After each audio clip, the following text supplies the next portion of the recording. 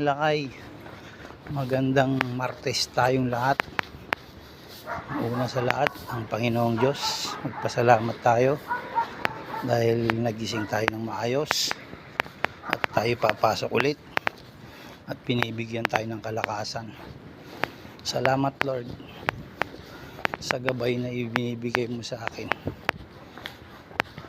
at nalagpasan ko mga problema ang darating. Hindi maubos ang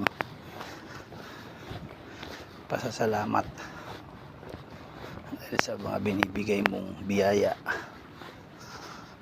Paggising pa lang ng umaga, biyaya na yun Lord. Kaya maraming salamat.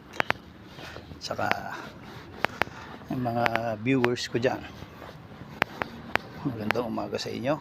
Mga basal ko, magandang umaga rin sa lahat.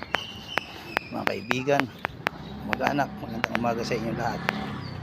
Mag-ingat lagi tayo at huwag kalimutan magdasal. Lagi tayo mananalangin.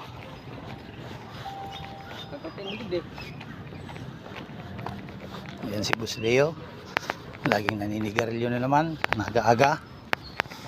Kaya good health and good luck sa atin lahat. God bless.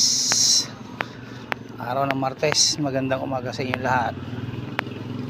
God bless sa inyo. Problema, lilipas din yan.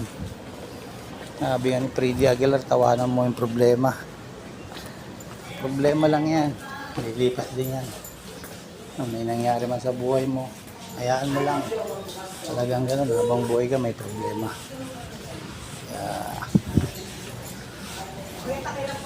Mawawala din yan pag nanalangin ka sa Panginoong Diyos dahil gagabayan ka niya. Ano man dumating na problema, sa Diyos mo lahat yan. Walang imposible sa Panginoong Diyos. Kaya ingat. Diyos ang bahala sa lahat ng problema. Magtiwala ka lang sa Kanya. Yun ang magandang gawin natin sa buhay natin. God bless.